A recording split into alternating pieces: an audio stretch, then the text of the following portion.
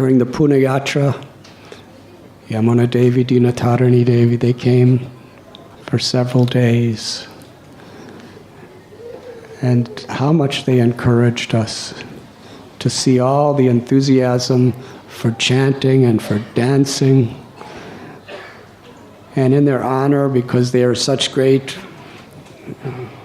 renunciates, I don't know how many hours I spoke about Lord Chaitanya's sannyas pastimes. And somehow or other, like a mother encourages a little child, they encouraged me to just keep speaking. It meant so much to me that I could actually please them just by my insignificant attempts. And that's a special message. Whatever our position is in Krishna consciousness, the nectar of devotion is when we really try to please those people who we feel are so close to our Gurudev. She came to the marriage of Krishna Kanhaiya Prabhu and Karuna Manjari Devi and just appreciated everything so much and wrote so many beautiful emails about it. When Jai Patak Maharaj had his stroke, he was at Bhaktivedanta Hospital, and Yamuna Devi, Dinatarani Devi, they brought some of the young youth of our society, Kartamashad and Radhe, they brought to sing for Jai Patak Maharaj. And she wanted all the young people, they're in their teens or early 20s, she was so proud of their singing. And everybody asked her to sing. She said, no, I will not sing. Let the children sing. And the children sang so beautiful. Yamuna Devi, please sing. She said, no, I will not sing. Let everyone else sing. They're all better than me. And then Jai Patak Maharaj looked at her and said, Yamuna Devi, please sing.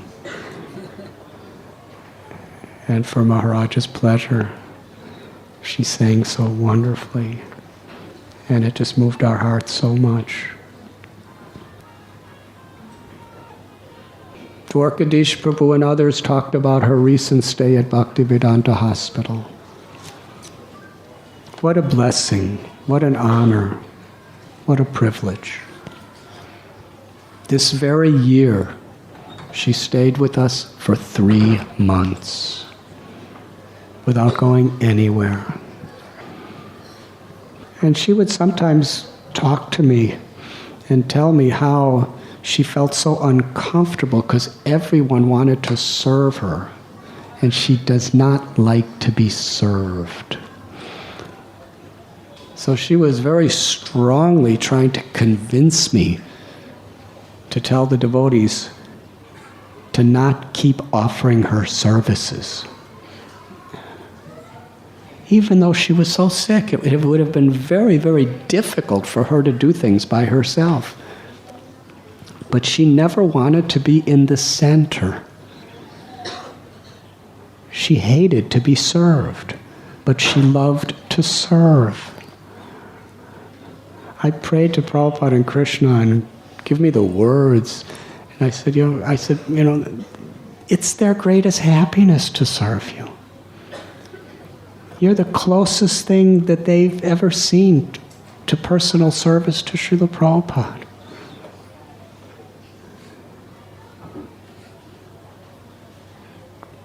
They may be serving you a little, but by giving them the experience, the happiness, the joy of serving you, you are serving them unlimitedly.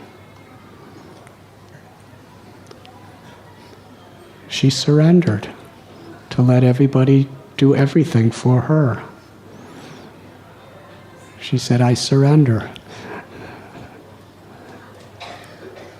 But then The next time I met her, she said, I surrendered, but still I don't like it.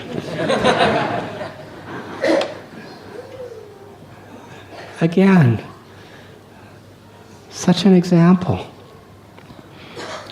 When we have a senior position and people like to help us or serve us, following in Yamuna Devi's footprints, we should never think that they're serving me. Because our philosophy is servant of the servant of the servant, and that even means to our juniors and the junior-most juniors of our juniors.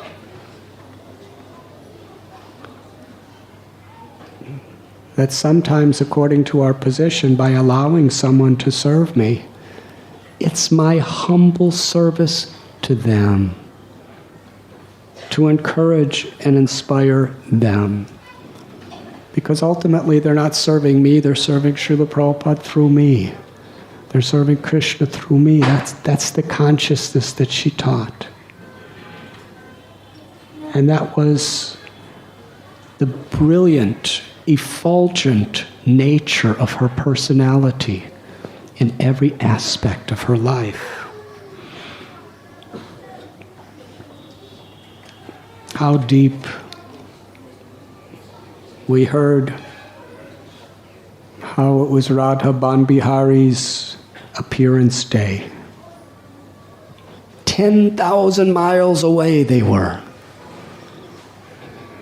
And she had never been separated from them like this, on this holy day, in very ill health in a hospital in Bombay, Bhaktivedanta. But in her mind, with love and devotion, and she included so many other young ladies in this seva. They were making preparations in their minds. And she wrote down 108 preparations. And she was including so many others in making this feast. And when she sent it by email, all the preparations, she said, now it is offered. And she fasted without even any water until she made the offering.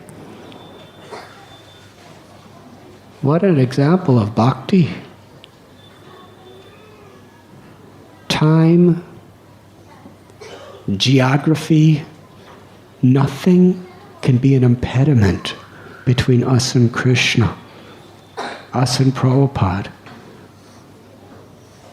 if we have that sincere devotion. And she showed us. I can't even imagine how Radha Banbihari was enjoying that email. They were tasting every word of that email as nectar.